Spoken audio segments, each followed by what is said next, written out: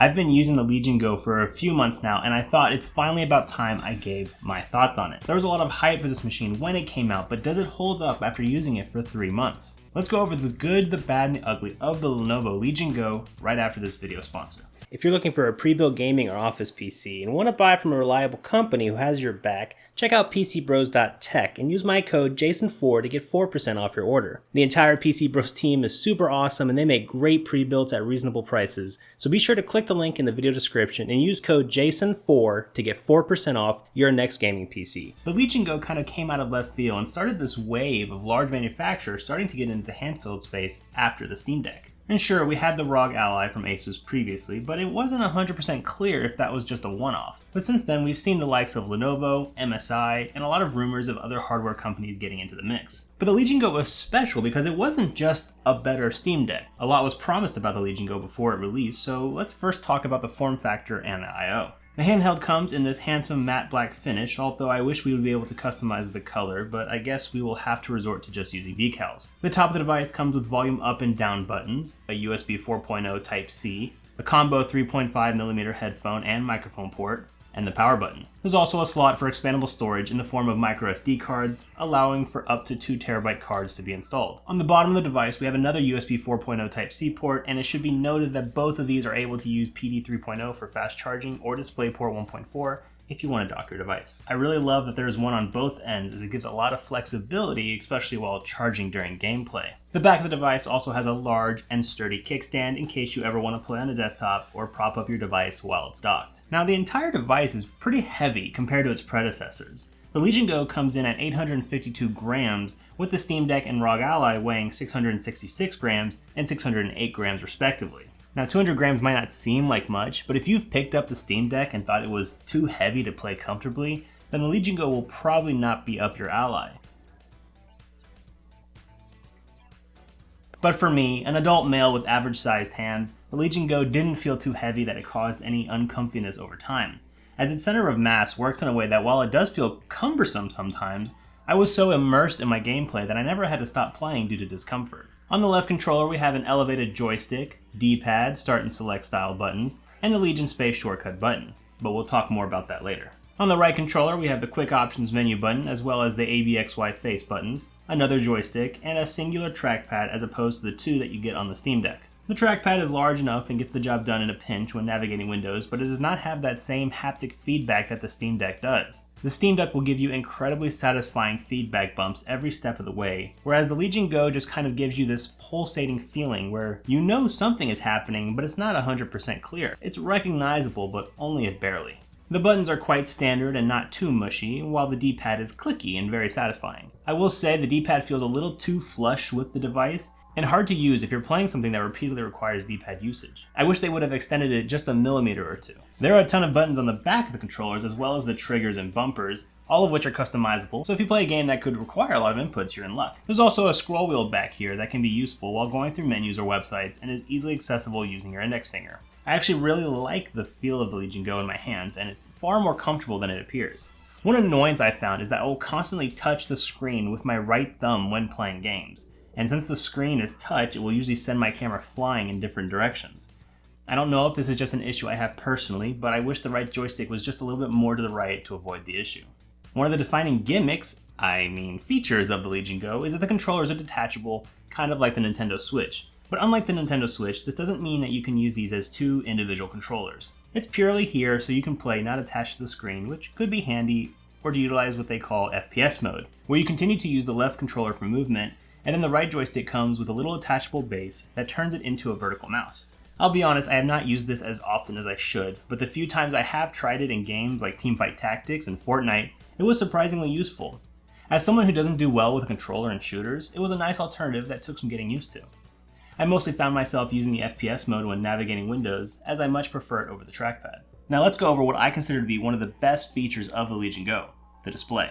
It is an 8.8-inch screen with a resolution of 2560 by 1600p and a max refresh rate of 144 Hz. The size of the screen is not to be understated. The 8.8 inches on the Legion Go makes the Steam Deck look like a toy. Anecdotally, my sister-in-law, who's not really a gamer, has seen me play the Steam Deck before and didn't really think twice about it. But when I brought out the Legion Go recently, she literally said, "What is that?" and was very impressed by its size and immersiveness. And while that kind of experience is inconsequential and anecdotal, it's just to illustrate the difference that a couple of inches can make.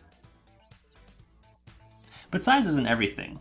The resolution and refresh rate should be noted as well. Navigating windows or playing indie titles looks absolutely beautiful when utilizing the larger-than-life screen, but it kind of feels like a waste when playing anything with decent graphics from the last few years.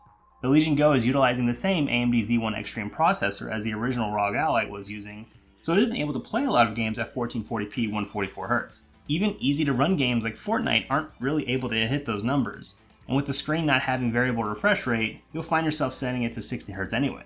So I'm left wondering, what is the point of having these specs if you aren't able to use it all too often? Why build out an entire racetrack if you're just driving around a 2010 Toyota Camry? For someone like me who is inherently a tinkerer, I don't have that much of a problem going into my video settings every single new game and tweaking the resolution, the refresh rate, and the graphics settings. But for someone who just wants to pick up their handheld and play a damn game without worrying too much, I think the Steam Deck has the Legion Go beat easily in that regard. But regardless of that, the screen is impressive. It really does make playing any game that much more immersive. I don't really feel like I'm playing a dumbed down version on my portable Game Boy, and I get lost in games just as easily as I would on my desktop. And that's something I don't think I experience very often on my Steam Deck or ROG Ally. In terms of performance, the Z1 Extreme processor and 16 gigs of RAM is going to pump out similar performance as the ROG Ally, but with slightly better battery life. The Legion Go has a 50 watt-hour battery just like the Steam Deck OLED, while the ROG Ally only has 40. So while this means you might get 20 more minutes of the Legion Go, it's still just around 2 hours, so you wouldn't be able to make it on many domestic flights without using a power bank. I don't really think the difference in battery life matters too much, as I usually always have a power bank on me anyway,